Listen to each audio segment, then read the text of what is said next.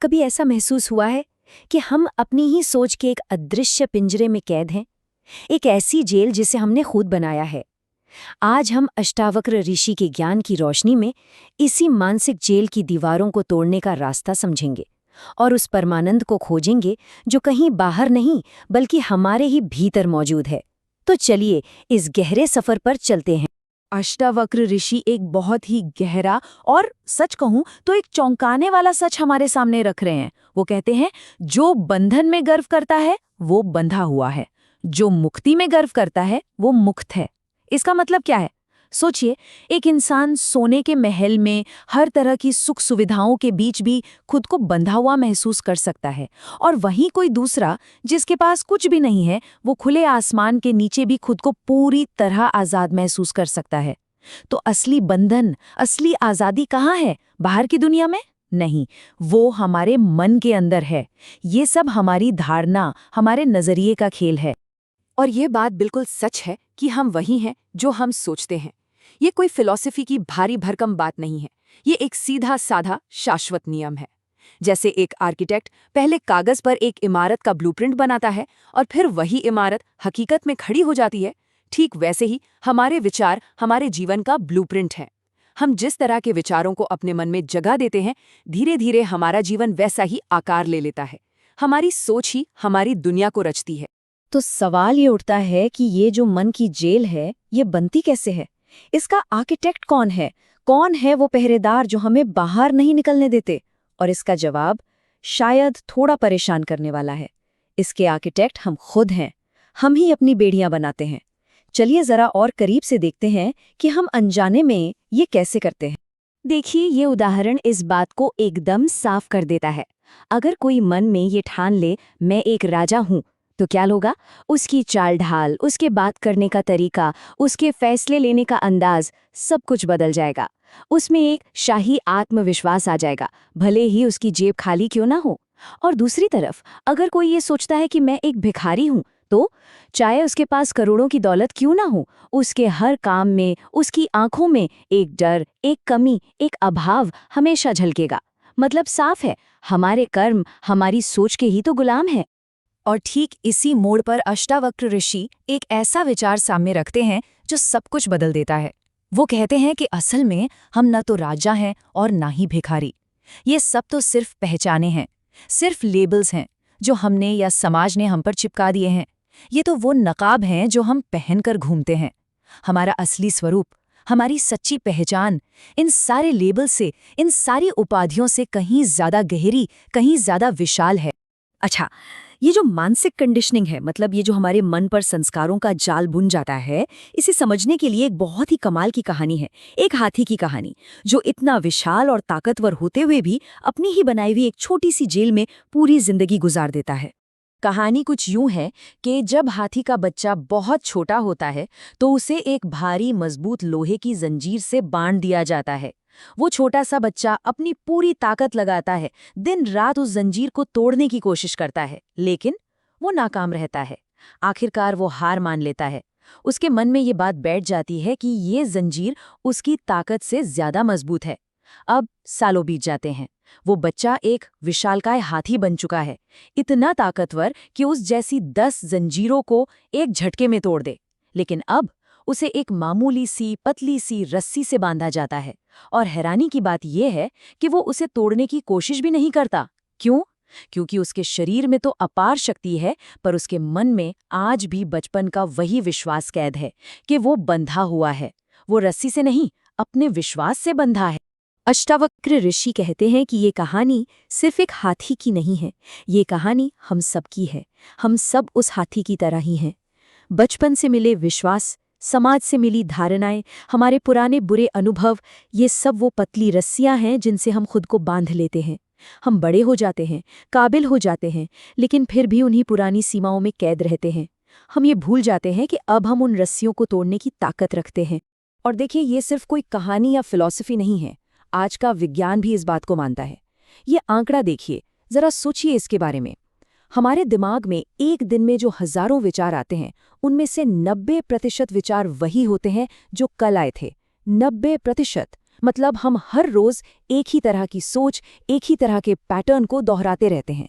बिल्कुल उस हाथी की तरह हम भी अपने अतीत की एक लूप में, एक ही दायरे में घूमते रहते हैं।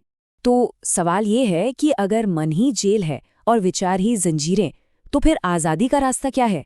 इस चक्र से बाहर कैसे निकलें? अष्टावक्र ऋषि कहते हैं, इसका रास्ता है अपने असली स्वरूप को पहचानने में, ये समझने में कि हम असल में है कौन, अस्तित्व की असली प्रकृति क्या है। जरा एक पल के लिए रुक कर सोचिए, हमारे आसपास सब कुछ बदल रहा है। हमारा शरीर, हमारे रिश्ते, हमारी भावनाएं, हमारे विचार, सब कुछ एक बहती नदी की तरह है। जो आज है वो कल नहीं होगा। बचपन से लेकर आज तक क्या कुछ वैसा ही रहा है? कुछ भी नहीं। तो इस लगातार बदलते हुए मंजर में क्या कुछ ऐसा है जो स्थिर है, जो कभी नहीं बदलता? वो पर्दा जिस पर ये सारी फिल्म चल रही है, वो कौन है? इसी न बदलने वाले स्थिर सत्य को अष्टावक्र ऋषि अस्तित्व कहते हैं। ये वो परम वास्तविकता है। इसे समझने के लिए एक उदाहरण लेते हैं। मान लीजिए एक सिनेमा का पर्दा है। उस पर्दे पर कभी एक्शन फिल्म चलती है, कभी कॉमेडी, कभी ट्रेजेडी। तस्वीरें आती हैं, जाती हैं, बदलती रहती हैं। लेकिन वो सफ़ेद पर्दा, वो हमेशा वही रहता है। उस पर कोई असर नहीं पड़ता। हमारा अस्तित्व भी उसी पर्दे की तरह है।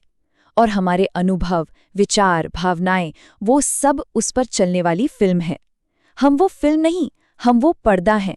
वो शुद्ध चेतना जो हर अनुभव की साक्षी है। और फिर वेदों का वो महावाक्य आता है जो इस सारे रहस्य से पर्दा उठा देता है, तत् त्वम् असि, यानी दाओ आर्ट दैट। इसका बहुत सीधा और गहरा मतलब है, तुम ही वो हो। वो परम चेतना, वो शाश्वत अस्तित्व, वो सिनेमा का पर्दा, वो कहीं और नहीं, वो हम ही है, हमारे ही अंदर है। हम अक्सर खुद को समुद्र से उठी एक छोटी सी लहर समझते हैं जिसका कुछ देर का अस्तित्व है। लेकिन सच तो ये है कि हम लहर नहीं, हम ही पूरा का पूरा समुद्र हैं। अच्छा, ये सब सुनने में बहुत गहरा लग सकता है ना? थोड़ा फिलोसॉफिकल। लेकिन सिर्फ इसे जान लेना या मान लेना काफी नहीं है। असली सवाल तो ये है कि इसे अनुभव कैसे किया जाए, इस सच्चाई को अपनी जिंदगी का हिस्सा कैसे बनाया जाए।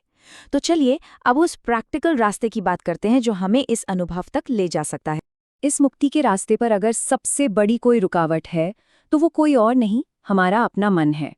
हमारा मन लगातार विचारों, यादों, योजनाओं का एक जाल बुनता रहता है। ये एक ऐसे रंगीन चश्मे की तरह है जिसे पहनकर हम दुनिया को देखते हैं, और इस चश्मे की वजह से हम कभी भी दुनिया को उसके असली रूप में नहीं देख पाते। हम दुनिया को वैसी नहीं देखते जैसी वो है, हम उसे वैसा देखते हैं जैसे हमारे चश्मे का रंग है, मतलब जैसे हमारे विचार हैं। तो फिर इस जेल से बाहर निकलने की चाबी क्या है? रास्ता बहुत सीधा है। सबसे पहला कदम तो यही है कि हम ये समझें और स्वीकार करें कि सबसे बड़ी बाधा हमारा मन ही है। और दूसरा और सबसे जरूरी कदम है मन से अपनी पहचान को अलग करना, साक्षी भाव में आना, मतलब अपने विचारों को बस देखना। ठीक वैसे ही जैसे हम आसमान में तैरते बादलों को देखते हैं। बादल आते हैं, अपना रूप बदलते हैं और चले जाते हैं, लेकिन आसमान हमेशा वहीं रहता है, शांत, अछूता। हमें ये याद रखना है कि हम वो बादल नहीं, हम वो आसमान हैं। जिस पल हम विचारों के साथ बहना छोड़कर उन्हें सिर्फ देखना शुरू कर देते हैं, बस उसी पल मुक्ति का दरवाज़ा खुल जाता है। और जब ये बदलाव आता है, जब हम खुद को अपने विचारों से अलग करके देख पाते हैं, तो क्या होता है? इसका जो परिणाम है वो इतना गहरा और अद्भुत है कि उसे शब्दों में बयान करना मुश्किल है। इसका परिणाम है परमानंद की अनुभूति। और ये वो वाली खुशी नहीं है जो किसी चीज़ के मिलने या न मिलने से आती जाती रहती है। ये एक बहुत गहरी, स्थिर, अटूट शांति है। ये पूरे ब्रह्मांड के साथ एक हो जाने का अनुभव है। वो जो मैं और तुम या मैं और बाकी दुनिया की दीवार थी, वो ढह जाती है। ये एहसास होता है कि जो एक ही चेतना पूरे ब्रह्मांड में फैली है, वही मेरे अंदर भी धड़क रही है। सारे अलगाव का भ्रम टूट जाता है। शिव सूत्र में इस अवस्था को बहुत ही खूबसूरत तरीके से समझाया गया है। कहा गया है कि जब हम अपने मन को उस यूनिवर्सल कॉन्शियसनेस, उस परम चेतना में स्थिर कर लेते हैं, तो ये पूरी दुनिया हमें अपने ही स्वरूप का विस्तार लगने लगती है। हर इंसान, हर पेड़, हर नदी, हर पत्थर, सब कुछ अपना ही हिस्सा लगता है। सब कुछ एक हो जाता है। तो अब हम धीरे धीरे अंतिम सत्य के और भी करीब पहुंच रहे हैं। यहाँ ये समझना बहुत ज़रूरी है कि हम क्या क्या नहीं हैं। हम ये शरीर नहीं है, क्योंकि ये तो पैदा होता है और एक दिन खत्म हो जाएगा। हम ये मन भी नहीं है, क्योंकि ये तो विचारों का एक प्रवाह है जो लगातार बदलता रहता है। तो हम हैं कौन? अष्टावक्र ऋषि के अनुसार हम इन सब के पीछे मौजूद वो शांत साक्षी हैं, वो देखने वाले हैं जो इस शरीर और मन के पूरे खेल को बस देख रहा है। और अंत में अष्टावक्र ऋषि हम सबके सामने एक बहुत बड़ा सवाल छोड़ जाते हैं। वो कहते हैं कि हम वो नहीं हैं जो हम आज तक खुद को समझते आए हैं। ये सारी पहचानें, ये सारे लेबल्स झूठे हैं, यही परम सत्य है। तो अगर ऐसा है, अगर हम अपनी ये पुरानी पहचान, अपनी कहानी, अपने सारे नकाब उतार फेंकें, तो पीछे क्या बचेगा? अब हम कौन होंगे? ये चुनाव अब हमारा है, हर पल, हर सांस के साथ।